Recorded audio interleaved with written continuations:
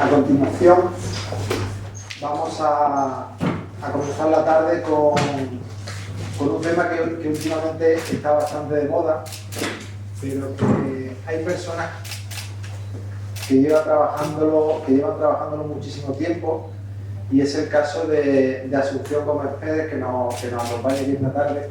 Antes de nada quería agradecer a Asunción, el que estés aquí con nosotros esta tarde. Asun es, si me permite, Asun es vicerrectora de investigación de la Universidad Politécnica de Madrid. Además es, desde hace poco, miembro de la Real Academia Española, Sillón Q. Está trabajando en temas de inteligencia artificial desde hace mucho tiempo. Tiene numerosos artículos publicados, numerosas tesis doctorales, concretamente 27 y más de 300 artículos, que además están entre el 2% de los más citados en todas las áreas de conocimiento según la Universidad de Stanford. La verdad es que es un auténtico privilegio contar con Asun hoy aquí, y bueno, pues siempre que viene alguien que además de ser una eminencia o consideramos amiga, pues es para nosotros todavía mayor motivo de satisfacción. Yo quería agradecerle especialmente porque sé que su agenda la tiene muy complicada y está muy demandada por todo el mundo, que haya tenido a bien estar hoy con nosotros para hablar sobre los desafíos de la inteligencia artificial en los próximos años. La verdad es que es algo que pocos conocen, que se oye hablar mucho en estos días, y que desde luego creo que la charla de hoy no nos va a dejar indiferentes. Muchísimas gracias. Tienen la palabra. También, pues muchas gracias, Cruz, y bueno, agradecer la invitación para formar parte del foro. Yo soy docente, por lo tanto me levanto, me acerco y yo creo que así va a ser mucho más cercano. Voy a poner las gafas porque una ya tiene una edad que si no de lejos no ve. Bueno, vamos a hablar de inteligencia artificial, cuáles son las oportunidades y también cuáles son los retos. En primer lugar, decir que la inteligencia artificial surge en el año 1956 y el objetivo de la inteligencia artificial es introducir capacidades cognitivas dentro de las máquinas. Capacidades cognitivas son ser capaz de identificar objetos, ser capaz de entender el lenguaje, ser capaz de escribir un texto, ser capaz de generar una abstracción a partir de muchos ejemplos concretos. Pues bien, ese era el objetivo que tenía la inteligencia artificial en 1956, que las máquinas fueran capaces de resolver problemas complejos o tareas complejas igual que realizamos las personas. Para poner un poco en contexto el tema, el primer asistente virtual no se llamaba ChatGPT, tampoco se llamaba Alexa, tampoco se llamaba Siri. Se llamaba ELISA, se creó en el año 1964. Esos chatbots ejecutaban, ELISA utilizaba un IBM 3090, que era, esto va solo,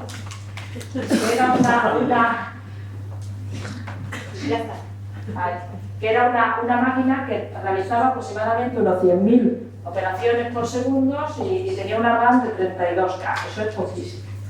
Costaba $1 millón, precio actual unos 22 millones de dólares. Ahora mismo cualquier móvil normalito de 200 euros aproximadamente, pues podemos ejecutar cualquier asistente virtual y estos móviles pues realizan 7,8 millones de operaciones por segundo más que las que realizaba el IBM 3090. Esto lo que quiere decir es que la tecnología ha sido clave en el desarrollo de la inteligencia artificial, y como veremos más adelante, mientras más tecnología, mientras más infraestructura se tenga y más potentes sean esas infraestructuras, pues esa va a ser la parte de la inteligencia artificial que va a ser más exitosa.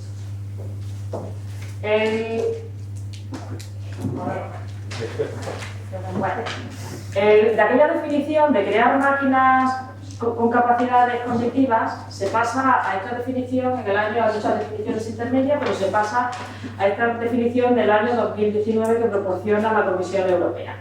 que básicamente lo que dice es, los sistemas de inteligencia artificial son capaces de percibir del entorno, es decir, perciben imágenes, analizan las imágenes, son capaces de analizar vídeos, son capaces de actuar al recibir órdenes, por ejemplo, habladas, cuando reciben datos procedentes de sensores, y con el conocimiento que tienen sobre un determinado dominio son capaces de proponer una serie de actuaciones sobre el mundo físico.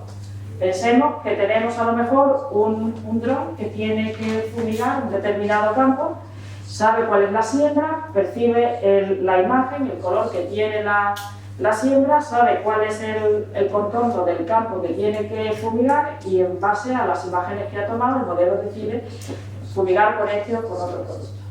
¿Qué es lo que pasa si el dron se equivoca? ¿Qué es lo que pasa si fumiga con otro producto diferente? ¿Qué pasa si fumiga el campo del vecino? Pues que la inteligencia artificial que tiene el dron posiblemente se haya equivocado. Entonces, una característica que tienen que tener todos los sistemas de inteligencia artificial es la explicabilidad, la trazabilidad. Es decir, tienen que ser capaces de explicar el por qué toman una determinada decisión y además esa decisión que han tomado se tiene que trazar, es decir, se tiene que demostrar cuál ha sido la cadena de decisiones que va tomando, porque si hace alguna cosa mal, luego vendrá un juez que tendrá que decir quién tiene que pagar, digamos, la factura. No sé lo que pasa. Bueno, entonces, en estos sistemas de inteligencia artificial hay dos funciones principales que pueden realizar. Una es el ser capaz de aprender y otra el ser capaz de razonar. Cuando un sistema de inteligencia artificial aprende, utiliza modelos numéricos.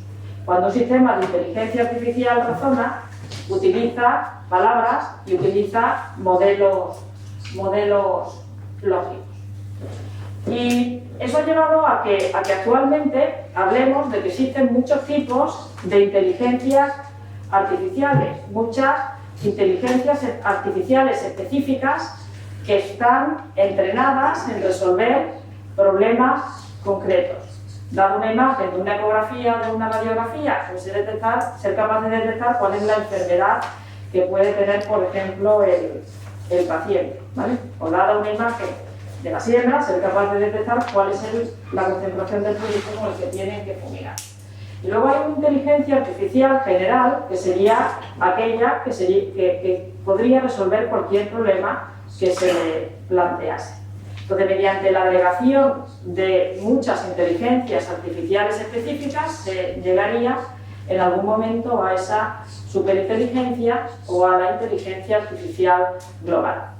Hay que ver también que la inteligencia artificial no va a ir acompañada, va a ir acompañada siempre de otras tecnologías, como pueden ser los chips de nueva generación, como puede ser la Internet de las cosas, como puede ser también la robótica y dentro de poco también la comunicación y la computación cuántica. Es decir, que esta tecnología no es una tecnología aislada, sino que se integra con el resto de tecnologías que existen en el mercado. Entonces, la clave de la inteligencia artificial es que nosotros, a partir de los datos, vamos a construir modelos y con esos modelos los vamos a utilizar para tomar decisiones.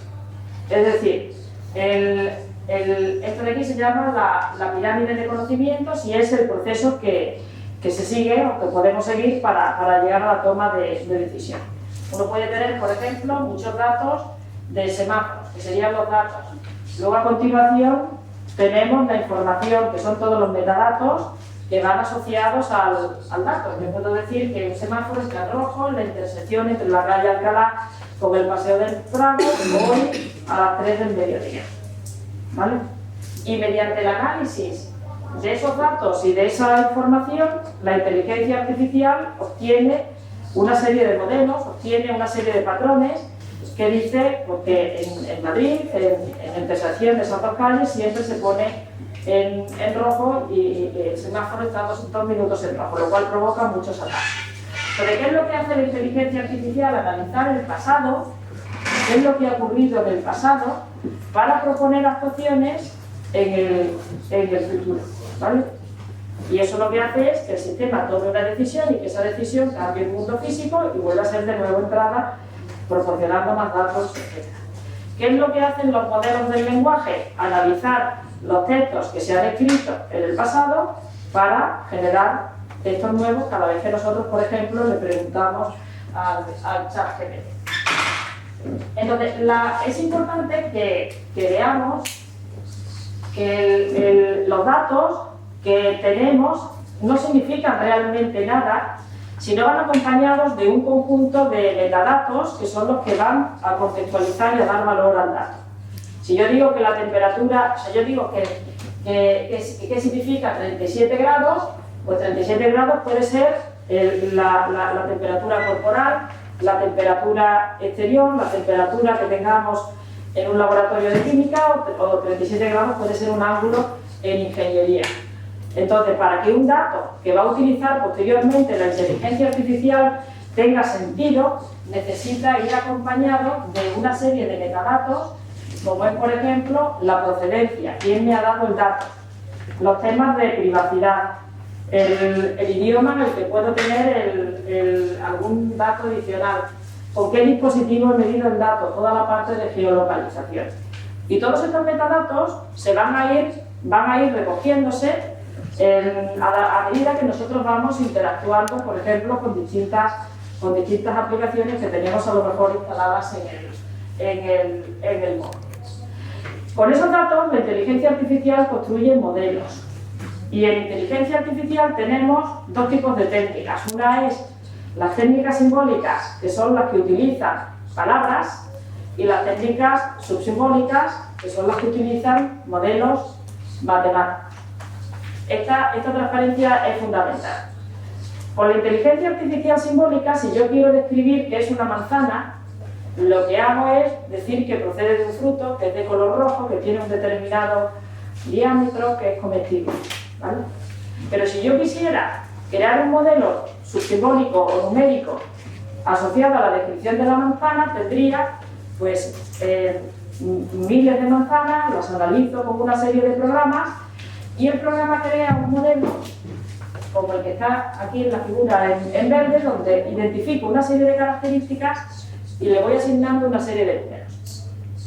En el caso de la izquierda, en la parte naranja, yo sí que soy capaz de decir que eso es una manzana. En el caso de la derecha, no soy capaz de decir que es una manzana.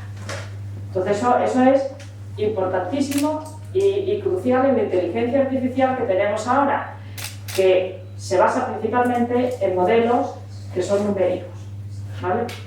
Con lo cual hay que tener cuidado con los datos que se introducen a esos sistemas de inteligencia artificial y luego, por otro lado, la validación que se hace al final. ¿Por qué? Porque hay una caja negra que es la que tiene pues, modelos de ese tipo, modelos que son numéricos. Claro, entonces, ¿qué es lo que ha ocurrido en los últimos años? Lo que ha ocurrido en los últimos años es que con el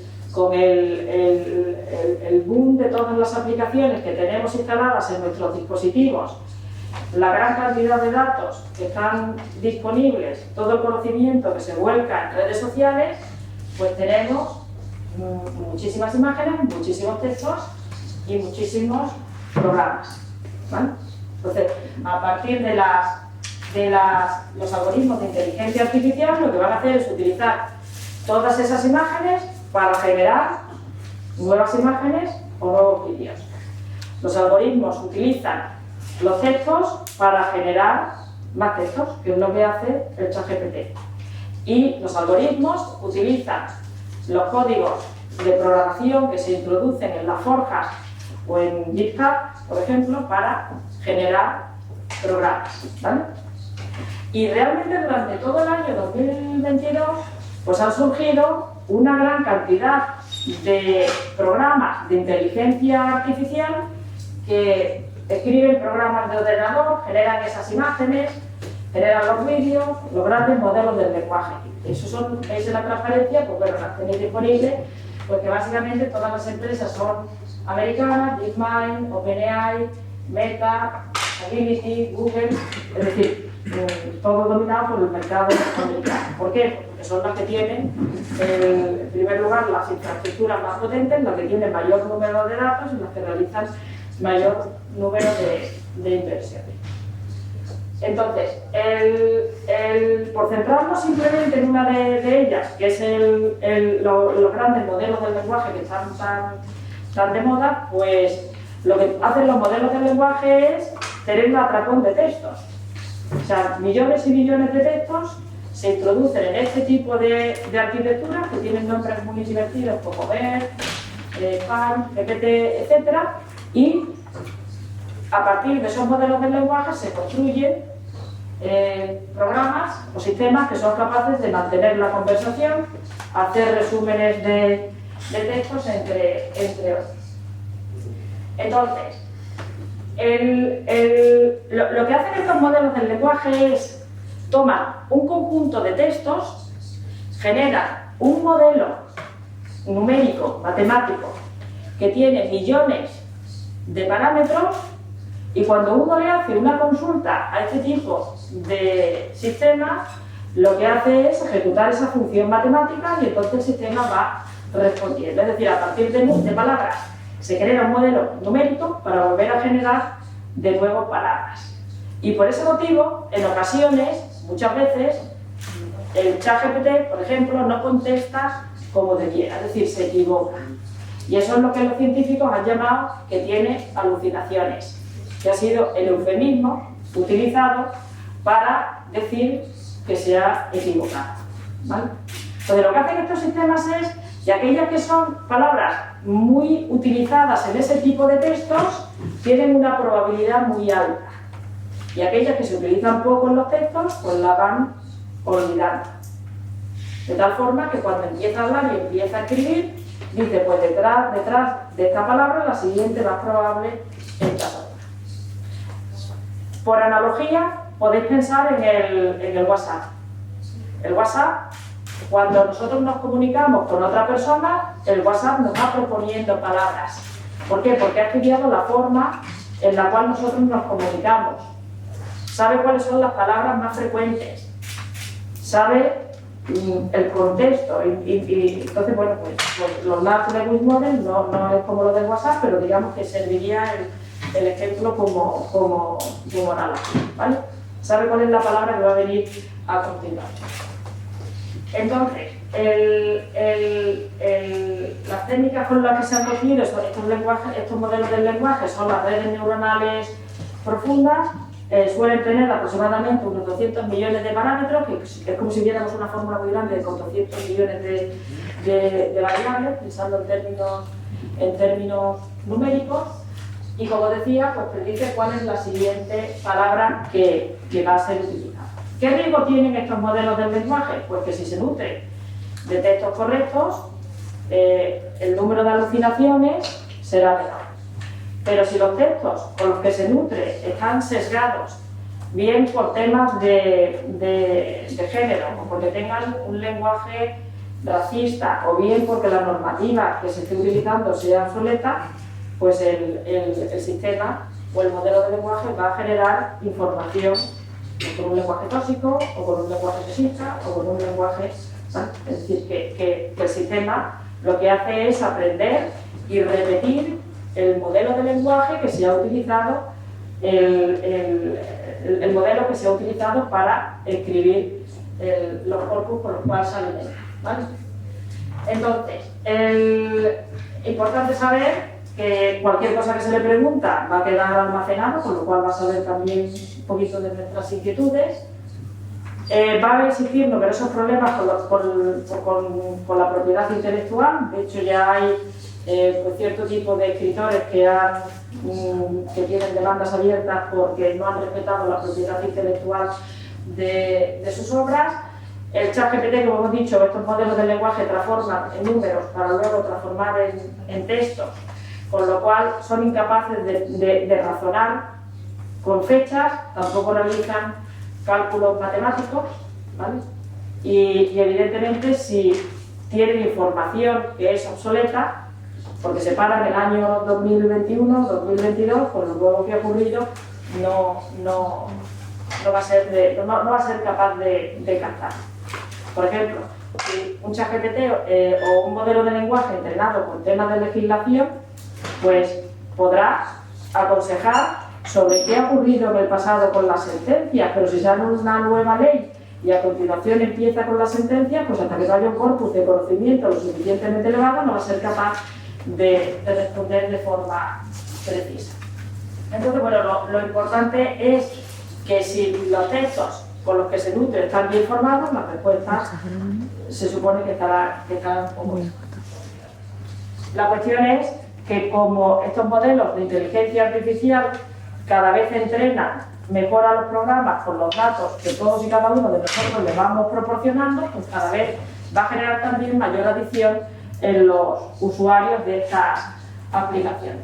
Y por lo tanto hay que tener una serie de precauciones que pueden ser éticas, legales, económicas, sociales, políticas, de seguridad, ciberseguridad, medioambientales, y a veces mantener un equilibrio entre todos estos principios puede ser complicado.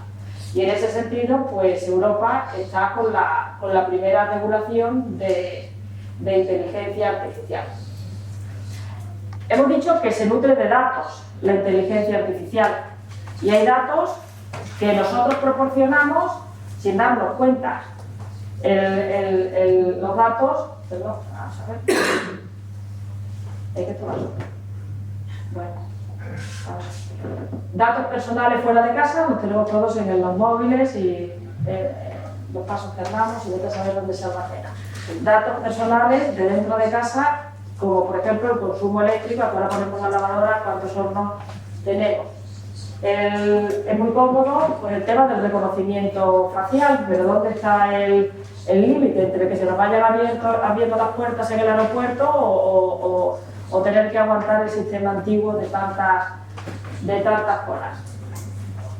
Tenemos también que estos programas de inteligencia artificial son capaces en base a la imagen o al reconocimiento facial, ser capaz de inferir datos personales sin consentimiento del usuario. Este fue un estudio del año 2017 en donde en base a 35.000 imágenes de reconocimiento facial, pues los programas eran capaces de adivinar con un 80% de precisión las tendencias sexuales de los varones, ¿vale?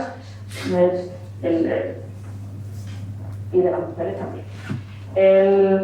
El mal uso de la inteligencia artificial, pues el análisis de datos con fines políticos, como sucedió el tema de Cambridge Analytica y el Brexit. Y bueno, simplemente una reflexión. Pensemos ahora que tenemos infinidad de dispositivos que llevamos en el cuerpo. Los diabéticos tienen el medidor y también el nuevo ejemplo de la persona que empezó a andar, que era tetrapléjico. Imagino no han escuchado que le pusieron unos cascos en el cerebro y dijeron piense cómo anda. El pensar cómo andaba emitía unas señales y eso lo cogió un programa de inteligencia artificial y luego la persona le mandaron la señal y con un poco de terapia pues comenzó a andar. Y tenemos el tema de los implantes, de los chips en el cuerpo humano, y ya el pensar que vamos a un ser humano aumentado porque vamos a tener el chip instalado dentro del cerebro en vez de tener que interactuar con los dispositivos móviles, que son las últimas cosas a las que se está dirigiendo, o lo último que está realizando por ahí en los más. ¿Qué más? Los aspectos éticos y legales en Europa con la GDPR tenemos bastante avanzado. Empezaron a realizarse unas guías éticas para la inteligencia artificial en el año 2018. A nivel de investigación tenemos los principios de Asilomar y también la Declaración de Toronto para que los investigadores pues, también realicen investigaciones seguras y el reglamento europeo que se llama el EU AI lo que pone es al ciudadano en el centro, y lo que se pretende en Europa es crear una inteligencia artificial que ponga al ciudadano en el centro, que sea respetuosa con los derechos y valores, que se pueda aplicar exactamente igual a lo largo de toda y ancho de toda Europa, que no haya puertas en países que permitan a otras compañías o a compañías no europeas comenzar a desarrollar una inteligencia artificial que no siga el reglamento, y lo que se pretende es que se aplique de la misma forma en toda Europa, cosa que va a ser, a mi entender, pues, bastante complicada.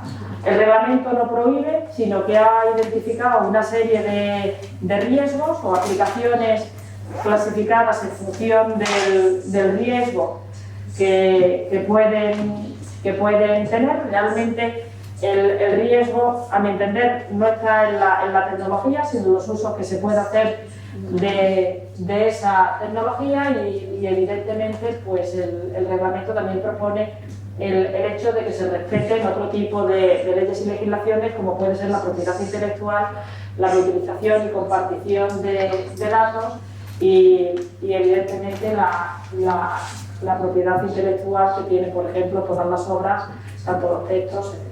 Y bueno, como vamos a dejar tiempo para el debate, yo lo dejo aquí, y a lo mejor es preferible pues, establecer un diálogo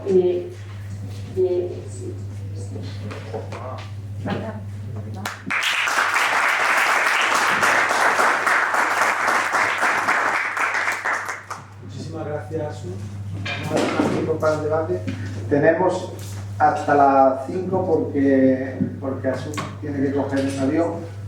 Entonces, pues, vamos a dar paso a Raúl.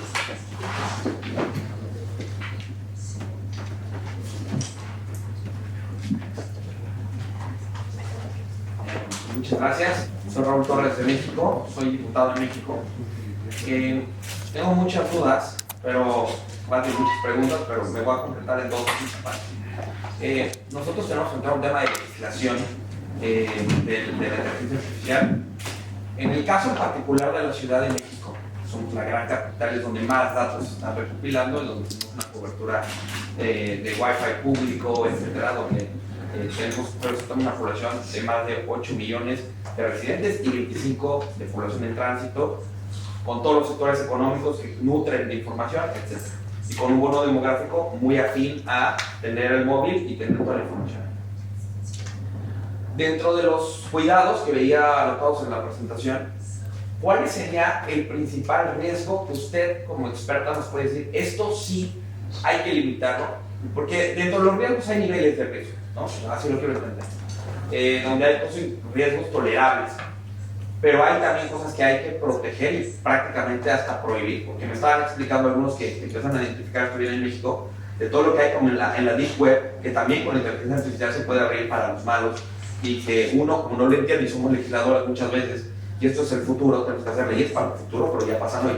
¿Cuáles serían esos nos que hay que poner en la ley para prevenir, el primero? Y segundo, ¿cuáles son esos must, diríamos, que dan esos sís que hay que poner muy claro, que nos ayudan a un desarrollo económico, social, etcétera? Y por ejemplo, en la administración pública, ¿cuáles han sido las buenas prácticas que desde España, desde la Unión Europea, se han visto que pueden funcionar y que incluso países en desarrollo como los latinoamericanos nos pudieran servir a que esa brecha que normalmente tardaríamos en recuperar de 8, 7 años, o probablemente con la herramienta de la inteligencia artificial lo podamos hacer en una tercera parte de ese tiempo? ¿Cuáles serían esos objetivos? ¿Qué se puede hacer? Gracias. Bueno, muchas gracias por la pregunta. Yo creo que, en primer lugar, los derechos que uno tiene en el mundo físico, en el país en el que vive, se tienen que respetar en el plano digital, ¿vale? Entonces, esa sería para mí una de las primeras fronteras. Ahora, hay cierto tipo de aplicaciones que estamos acostumbrados a escuchar, como son el tema del control ciudadano, que por ejemplo en China pues está a la orden del día, tienen el sistema de scoring, el sistema de puntuaciones. Yo creo que bueno, ese tipo de aplicaciones van a estar totalmente, son de riesgo máximo o de riesgo inaceptable, y el reglamento pues va a impedir, si se aprueba por el Consejo a finales de año o principios del año que viene, que ese tipo de aplicaciones estén prohibidas. También va a estar, que no que sean de riesgo inaceptable, porque allí no se habla de prohibición. Otro tipo de aplicaciones es el hecho de la identificación biométrica, el hecho de que uno vaya andando por la calle y bueno, pues vaya siendo identificado de si está en tal día, a tal hora, en tal determinada plaza. Eso a fecha de hoy no está permitido con el mundo físico, tampoco debería permitirse que si alguien te esté traceando por dónde te vas moviendo en el mundo digital. Pensad también que ahora mismo la tecnología permite no solamente la identificación a través del iris, la identificación biométrica no solamente a través del iris o la voz o la huella digital. Hay programas muy avanzados que en función de cómo andamos, pues también nos van identificando en esas zonas públicas. Entonces, bueno, yo creo que ese tipo de aplicaciones de identificación en tiempo real sin una orden judicial, pues no deberían estar, no deberían realizarse. En relación el reglamento también identifica pues otro tipo de aplicaciones que son de riesgo mínimo. Lo que te dice es que usted tiene que identificar que está hablando con una inteligencia artificial. O sea, la inteligencia artificial, al contrario, pero no, se te tiene que identificar de que tú estás hablando con una inteligencia artificial y eso se debe de hacer desde el minuto cero. Y luego, evidentemente, ahí va a haber una banda importante de aplicaciones en donde la regulación, o sea, el reglamento tiene que aplicarse, tendrá que haber un ente regulador que, por así decirlo, vaya y analice si los distintos productos que se están poniendo en el mercado son seguros o no. Y la clave es garantizar que es seguro durante todo el ciclo de vida del producto. ¿Por qué? Pues porque tú puedes lanzar un producto de inteligencia artificial hoy y como estos algoritmos de Machine Learning pues, van aprendiendo en base a la interacción que tú tienes con él, el sistema puede empezar a comportarse de una forma que no sea la correcta, ¿vale? Entonces, el garantizar que el sistema es correcto, extremo a extremo, es decir, desde el principio hasta el final de su vida útil, es crucial. Y ahí es donde también existe una parte importante de esa complicación. Y luego, evidentemente, de cara al sector clínico, pues la inteligencia artificial se puede utilizar de dos formas. Por un lado, para optimizar los procesos que realizan las administraciones y también, por otro lado, para que la administración dé un mejor servicio al ciudadano. Y está en función de la administración el decidir si lo quiere utilizar para controlar o para proporcionar ese servicio. Yo quería preguntarte eso. En todos los procesos tecnológicos de desarrollo siempre hay unas determinadas fases en las que la tecnología va conociéndose. Primero hay una serie de early adopters. Concretamente la inteligencia artificial ha estado durante mucho tiempo, digamos, dormida, ¿no? Ha habido mucha gente trabajando, pero digamos que no estaba tan en boca de todos porque en los últimos tiempos, digamos que ha aparecido muchísimas aplicaciones con una usabilidad muy evidente, muy fácil y un nivel de usuario y de adopción bastante sencillo. Claro, la sensación, yo que estoy trabajando en otro tipo de tecnología, la sensación es que parece como si la inteligencia artificial ya estuviera muy desarrollada, ya estuviera muy avanzada. Yo tengo la sensación, y por eso te lo pregunto, que no es así, ¿no? Que quizás estamos casi al principio de todo, ¿no? Porque más allá de todas las aplicaciones que tiene la inteligencia artificial hoy, hay sobre todo algunas en base a toma de decisiones que son críticas, ¿no? Pues desde apoyo a toma de decisiones judiciales, con todo lo que ello supone. Yo te quería hacer en ese aspecto dos preguntas. La primera es, ¿cuál es el estado de madurez que tú crees que tiene y hasta dónde, y cuál es tu previsión en los próximos 5 o 10 años de evolución? Y la segunda es, ¿cuánto crees que queda o cuál es el umbral o cuáles son los requisitos para que podamos fiarnos con cierta garantía de una toma de decisiones tan compleja como la como la que puede ser la de privación de libertad de una persona en base a una toma de decisiones que ya en Estados Unidos en algunos juzgados se está utilizando en este momento como apoyo a jueces para dictar sentencias. Yo, en relación a la segunda parte, a mí siempre me gusta pensar que al final de todo el proceso siempre va a haber un ser humano, es decir, que a la máquina no le vamos a dejar esa autonomía para poder tomar una decisión sin una supervisión humana. Entonces, en la inteligencia artificial que está de moda, en toda la parte del aprendizaje automático y el deep learning, al final tenemos por un lado al humano al principio, que es cuando configura cuáles son los datos que va a utilizar el sistema de inteligencia artificial, y luego por otro lado lo tenemos al final, porque el ser humano es al final el que tiene que decidir si eso se aplica o no se aplica. Es decir, habrá países que a lo mejor van a una automatización completa en algo que tiene que ver con una persona, pero yo espero y confío que en el reglamento europeo al final el ser humano sea el que toma la decisión.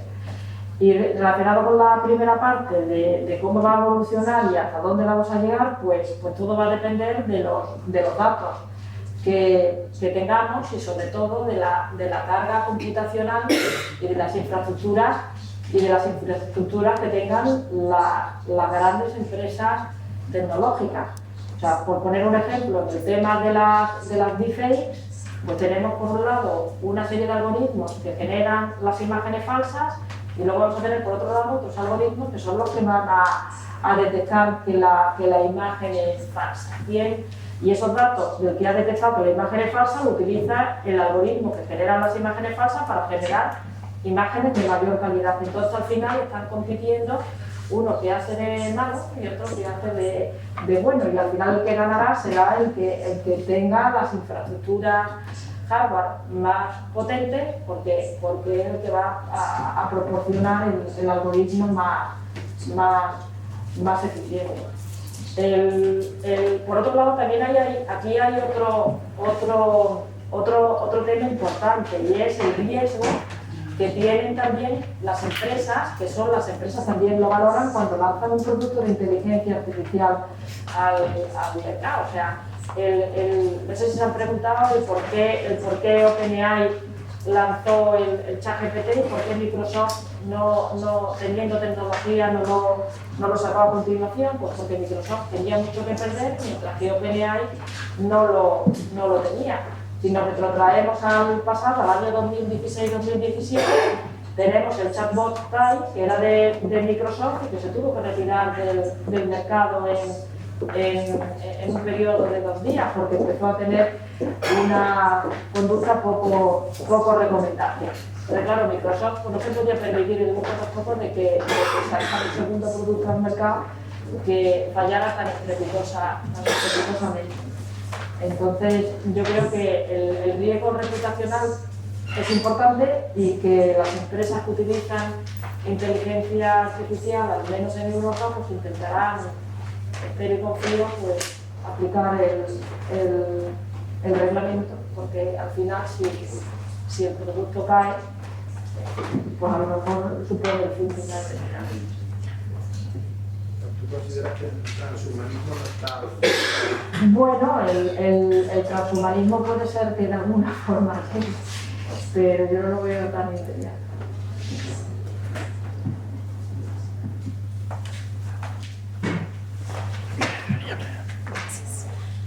Muy buenas, mi nombre es Daisy Antoni, yo soy representante del sector sector privado de Honduras, San Pedro Sula. Estamos teniendo un tema un poco complicado en nuestro país porque igual como dijo el congresista de México, ahorita están tratando de ingresar la ley para poder utilizar esa inteligencia artificial, pero hemos tenido un poco de temor en el déficit de aprendizaje de nuestros estudiantes. ¿Por qué? Porque se da mucho en el tema de derecho. Este tema de los estudios debido a la pandemia han venido a entorpecer un poco el estudio de nuestros jóvenes y no de nuestros niños, ¿verdad? Y pasa de que ahora, un ejemplo, en la Academia de Derecho solicitan una demanda para que los jóvenes puedan hacerla y solo se abocan a este tipo de inteligencia y la demanda ya está hecha, copy-paste y presentan su trabajo. Entonces eso nos trae, sí nos ayuda mucho porque avanzamos en temas de ahorro de tiempo, incluso hasta de personal, pero por el otro lado, y si lo vemos desde el punto de vista académico, nuestros jóvenes se están acoplando y no se esfuerzan y no estudian, sino que se van a la inteligencia artificial, copy-paste, y presentan, y esos son los futuros abogados o ingenieros que van a dirigir nuestro país. ¿Cómo nosotros como país podemos utilizar esta herramienta sin que perjudique a nuestros jóvenes? Porque lo que queremos es dejar una generación de jóvenes que puedan dirigir un país o puedan tener o atraer inversiones extranjeras para que Honduras pueda crecer. Pero si estamos entregando jóvenes que más bien estamos llevando herramientas para entorpecerlos, entonces no estamos en nada. ¿Cómo como país podemos adoptar o qué posición podemos hacer desde el Congreso Nacional y el sector privado para poder utilizar los beneficios de esa arma, ¿verdad? Y no que llegue a entorpecer a nuestros jóvenes o eliminar empleos a nuestros hondureños. Bueno, la pregunta es complicadísima, pero vamos a ver. Por un lado está el día a día de lo que ocurre en los colegios, institutos, universidades, y ahí realmente el profesorado pues es el que tiene que buscar cómo impedir el copia y pega directamente del GPT. Yo a los alumnos de un colegio de Extremadura les decía, digo, estás equivocando si copiáis, primero porque os engañáis a vosotros mismos y segundo porque no vais a engañar al profesor, porque van a salir todos los trabajos con los mismos errores de fechas o van a salir todos con un nivel de expresión lo suficientemente elevado que no corresponde con la edad que tú tienes. El profesor puede utilizar los errores que cometen este tipo de tecnología para hacer un examen a la inversa y es proponer un texto y decirle al estudiante que lo corrija, con lo cual ahí si no existe un aprendizaje previo por parte del alumno, pues la nota que va a tener es un 0, pues no va a dar, no va a dar. Pero vamos a ver, la inteligencia artificial se puede utilizar sobre todo, o sea, se puede utilizar para generar digamos, líneas de estudio que sean personalizadas, que puedan suplir ciertas deficiencias que tiene una determinada persona o proporcionarle también material complementario. Es decir, si tú tienes recursos sobre una determinada materia, pensemos por ejemplo en las matemáticas, a medida que el alumno va resolviendo problemas simples y sencillos, se le pueden ir proponiendo problemas que son cada vez más complejos. En ese caso, se podría estar utilizando una inteligencia artificial para recomendar distintos tipos de materiales a las personas en función del nivel educativo que cada uno tenga. Evidentemente, para eso se requiere inversión en recursos y inversión en tecnología. Bueno, en primer lugar, muchas gracias, Asunción. Ha sido increíble la charla magistral y también acá. Quería preguntar también, justo en línea de lo que comentaba yo, soy Pamela Varela y estoy estudiando Medicina y Derecho. Y claro, en la universidad veis que la falta de transversalidad en, por ejemplo, inteligencia artificial. Yo, por ejemplo, sí que utilizo VAR o las distintas tipos de inteligencia, sé cómo hacer los prompts y todo eso, pero claro, lo comento con compañeros y muchos no tienen ni idea.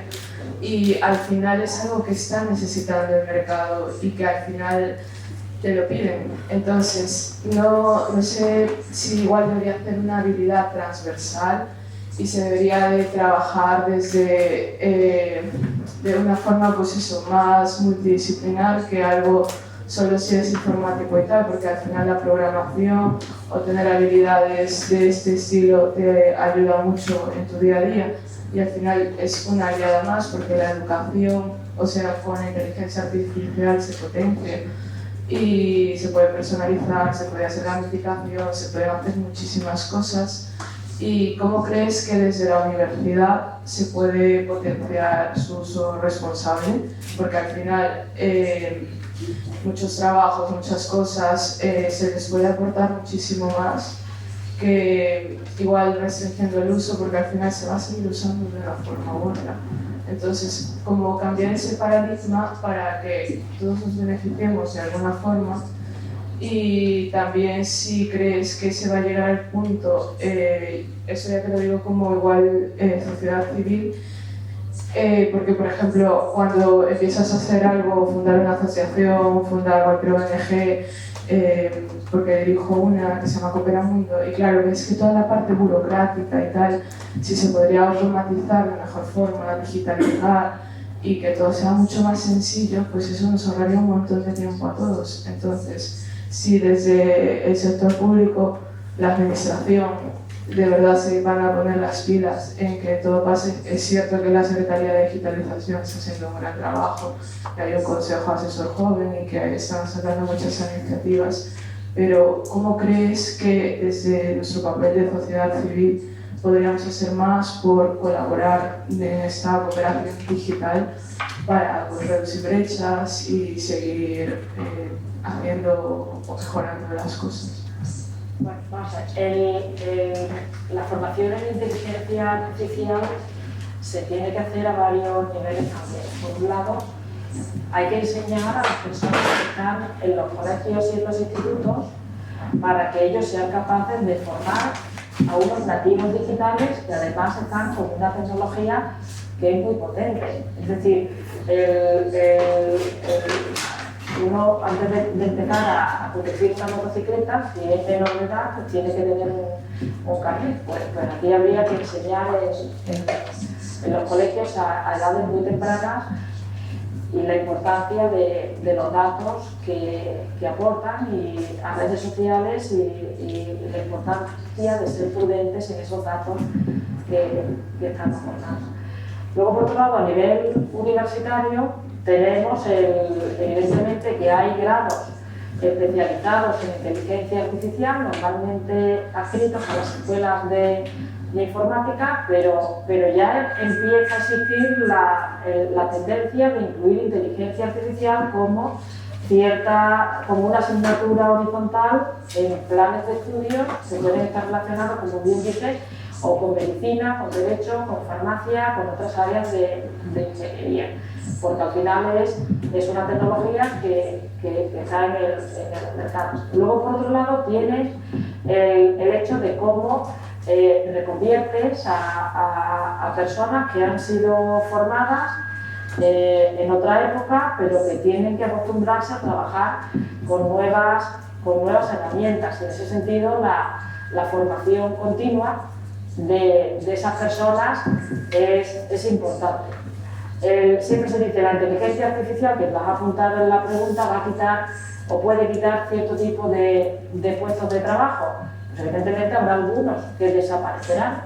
Habrá otros en donde el trabajador, utilizando inteligencia artificial, podrá delegar en esa inteligencia artificial ciertas tareas que son mecánicas, dejando el resto del tiempo para tareas que requieren pues, una mayor creatividad. Entonces, bueno, al final es un equilibrio que hay que alcanzar y que el camino, pues bueno, tenemos la gran suerte de estar viviéndolo ahora. Luego, muchas de las decisiones que se toman en el presente, tanto por parte de los gobiernos como por parte de la sociedad civil, van a influir en ese futuro. Pero reitero que la sociedad civil, ¿cómo puede aportar? En primer lugar, pensando los datos que pone abiertos o los datos que pone en redes sociales y teniendo también conciencia de que a lo mejor estamos viviendo un momento de sobreexposición de información privada y a lo mejor lo primero que tiene que hacer la sociedad civil y especialmente los niños es controlar toda esa información que sube a las redes sociales.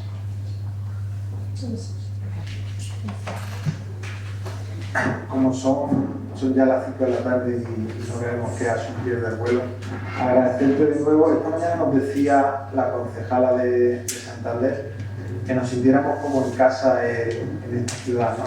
Yo quería volver a agradecerte que hayas estado aquí con nosotros y que te sientas como en tu casa en este foro y esperamos que vuelvas muchas más veces para irnos contando todos estos avances. Muchísimas gracias.